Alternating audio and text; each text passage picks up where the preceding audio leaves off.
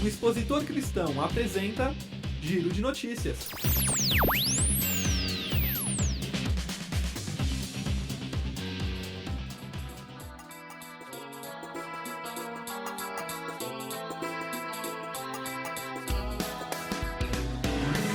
Olá pessoal do Giro de Notícias do Jornal Expositor Cristão, seu jornal falado. Eu sou o pastor José Magalhães e falo diretamente aqui da redação do EC em São Paulo, nessa sexta-feira, dia 17 de novembro. Quero lembrar a você que nesse mês nós estamos com uma série especial sobre o mês da consciência negra e a cada sexta-feira nós temos uma pessoa convidada diferente. E quem está aqui hoje com a gente é a pessoa de referência da Pastoral de Combate ao Racismo, a doutora Juliana de Souza Mavangou Iade. Boa tarde, Juliana. Seja mais uma vez bem-vinda aqui na redação do EC.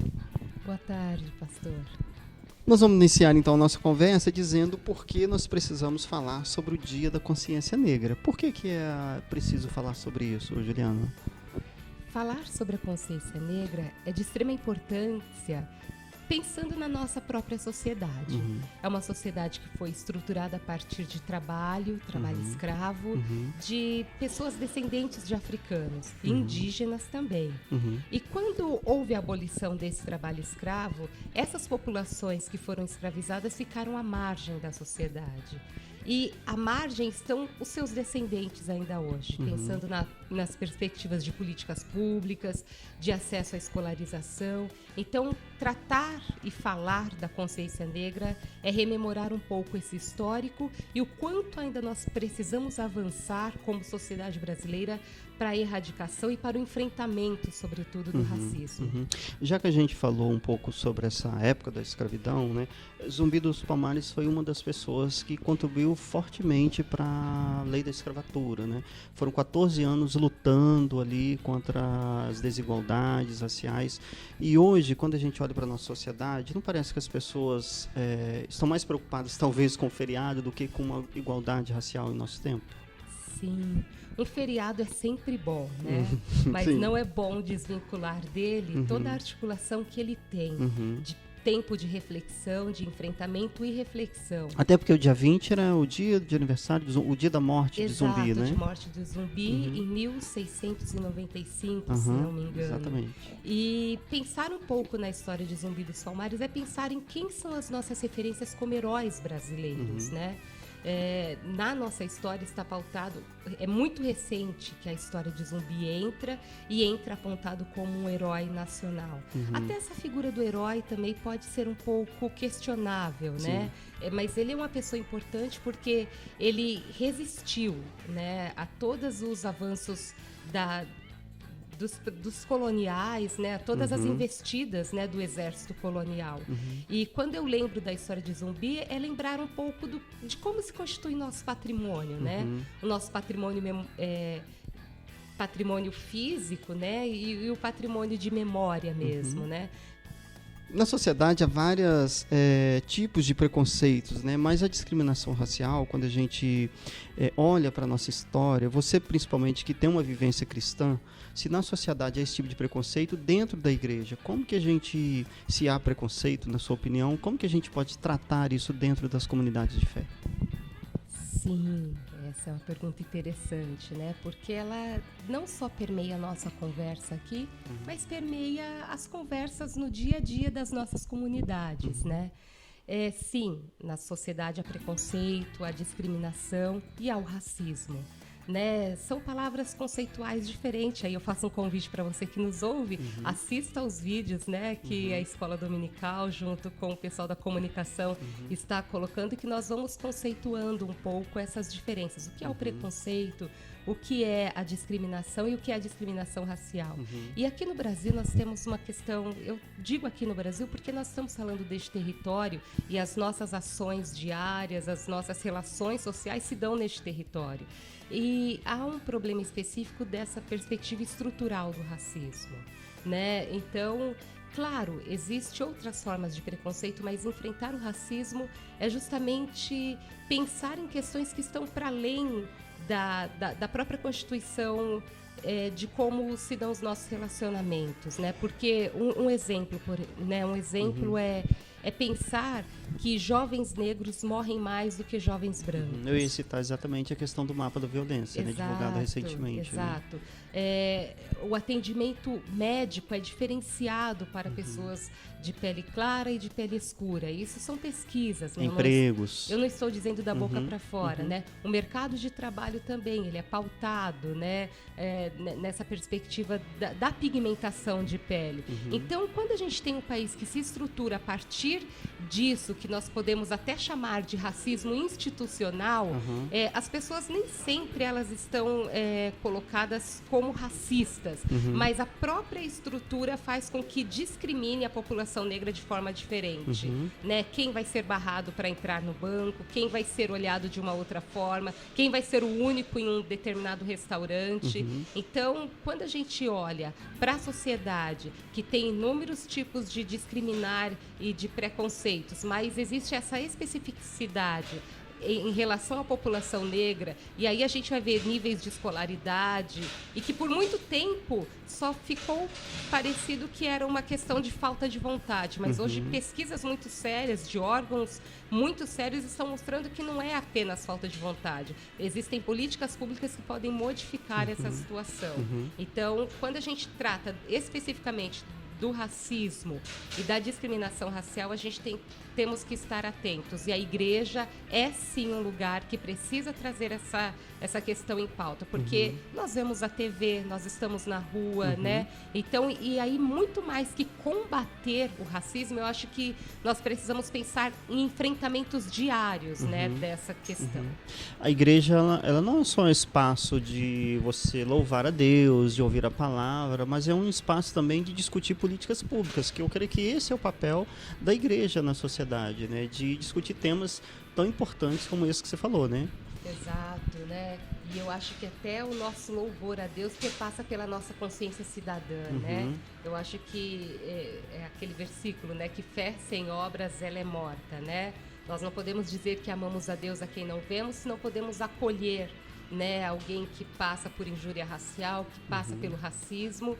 E acolher essa pessoa, muitas vezes, é lidar com tantos aspectos, né? E lidar com tantas coisas que partem a partir de nós, né? O nosso reconhecimento da nossa limitação, enquanto pessoas formadas numa escola que sempre renegou a história da população negra, formadas por uma sociedade que sempre colocou a população negra em lugares subalternos, e reconhecer que essas diferenças, né, elas existem, precisam ser enfrentadas, né, com muita didática, com muita leitura. É um espaço de aprendizado. Então, a igreja, ela é fundamental, né? Porque nela passam milhares de pessoas, né? E se nós fomentarmos essa discussão, nós estamos colaborando para que a nossa fé não seja morta, mas que a nossa atitude cidadã, ela se reflita a partir do nosso cristianismo, né? Reflita na sociedade como um todo. Juliana, de acordo com a gente está conversando aqui, eu estou me lembrando de alguns fatos. E um deles é de uma criança, há já uns 8 anos atrás, que ele estava fazendo um desenho na escola dominical e ele estava colorindo e pediu um lápis cor de pele. Essa questão do lápis cor de pele, né, isso não passa pela nossa educação secular? Porque a criança aprende isso na escola. Como que a gente trata isso? Sim, está na educação secular, mas também está na educação cristã, né? Ou familiar, talvez, Exato, né? Dentro de casa. Exatamente. Às vezes eu fico pensando, principalmente nessa relação da escola, né? A escola é um lugar de muitas aprendizagens, e lá nós aprendemos as histórias que valem, as histórias que não valem. Nós aprendemos as pessoas que são boas e as pessoas que são más, né? E quando nós pensamos nessa perspectiva desse reforço de que a cor de pele é aquele salmão, aquele rosinha, é justamente questionar, né, para as crianças, que cor que é a sua pele? Será que existe só este tom de pele? Porque é um espaço didático também, né? E eu acho que um grande serviço, né, as nossas revistas de escola dominical estão prestando porque estão trazendo essas figuras, né? Essas representações de crianças negras, de personagens bíblicos negros, ou estão lá contando a história, porque no meu tempo de cordeirinha, né? Que não faz tanto tempo assim, né? Mais ou menos, né? Então, no meu tempo, quando nós recebemos a escola dominical, era só uma representação humana que estava ali. E mesmo eu não sabendo questionar, mas isso fere a nossa percepção de quem somos, de quem são os amados por Deus. A criança negra, ela precisa entender que a cor da pele dela não é a cor do pecado, mas é a cor da diversidade que existe em muitos lugares, essa diversidade que precisa ser celebrada, né? E é um papel da escola dominical e da família, né? Essa perspectiva de mostrar para essa criança que a diversidade ela está aí e que a cor de pele, a cor que é válida são todas as cores, né? Crianças negras, indígenas, orientais, né? E diga-se de passagem que o pecado não é negro, o pecado é pecado. Exatamente, né? É uma concepção também que a gente aprende. E aí a gente aprende na escola dominical, né? Com as musiquinhas. E aí é um convite mesmo, né? A rever, né? Como tem sido a nossa fala, como tem sido a nossa postura. O pecado, ele não é negro, ele é pecado, né? E colocar o negro como pecado é uma história bem antiga, que tem os seus indícios lá na Idade Média, né? De quando começa essa classificação, essa expansão mercantilista, né? E quem vai ser válido, como nós podemos formar um discurso que de fato seja emplacado, né, para que toda essa expansão aconteça. Então, eu acho que a gente precisa tomar cuidado mesmo, né, e cuidar. E tomar esse cuidado é cuidar das nossas crianças, para que elas cresçam nessa base cristã e cidadãos, né, e cidadãs olhando para a diversidade que o Senhor fez. Né? Juliana, a gente agradece mais uma vez a sua passagem aqui pela redação, mas nesse mês especial, que mensagem você diria para os nossos ouvintes, os ouvintes do Giro de Notícias do Expositor Cristão, que você gostaria de recomendar ou de orientar as pessoas que estão nos ouvindo nessa hora? A nossa igreja tem materiais excelentes, tem cartas episcopais, né, que nos orientam. Não é fácil falar da perspectiva racial no Brasil, até porque é muito recente, não na nossa igreja, mas assim, pensando em 4 décadas de pastoral. E uma vez eu já comentei, né, mas quando de repente eu estou numa universidade, eu vejo um professor da USP podendo falar: nossa, a sua igreja tem um material potente, né? E muitas vezes nós que somos da igreja desconhecemos esse material, né? É urgente, né? Tantas questões são urgentes, mas pensar a perspectiva das relações raciais é urgente no nosso meio. Semana passada mesmo, né? Houve o caso do jornalista, né? Da Rede Globo, enfim. E como nós podemos nos posicionar diante dos adolescentes que se questionam, é ou não é? Qual o nosso posicionamento como cristãos? É achar que é brincadeira? Mas é brincadeira para quem? Será que cabe a nós defendermos o que é uma brincadeira de mau gosto ou não? E como metodistas, eu digo que nós temos um material, nós temos muitas coisas que podemos consultar, nos apropriar e fazer uma discussão importante nesse sentido e que ajuda na valorização do ser humano, de negros e negras, de todas as pessoas que compõem o nosso espaço, nossa comunidade de fé.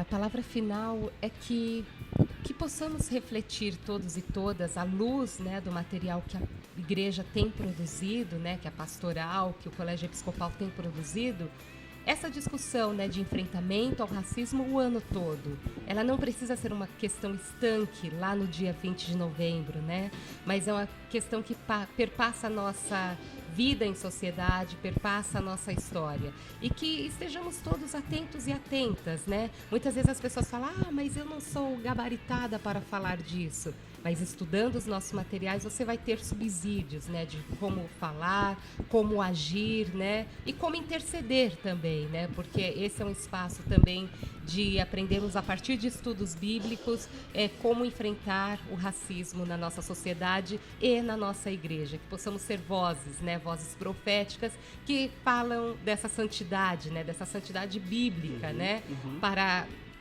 além da igreja, mas que isso possa ser uma marca nossa, né, que as pessoas nos reconheçam, né, como metodistas, as pessoas que se posicionam, né, a favor da vida e a partir do enfrentamento ao racismo. Ok, Juliana, obrigado. E mais uma vez eu queria lembrar você que todo o material que a Juliana disse aqui está disponível no site www.metodista.org.br. É só fazer o download e acessar o material gratuitamente. Se informe, conscientize nesse mês da consciência negra, dia 20 de novembro, não esqueça. E você que está nos ouvindo, mais uma vez, muito obrigado, Juliana. E Adi, a pessoa de referência da Pastoral de Combate ao Racismo da Igreja Metodista.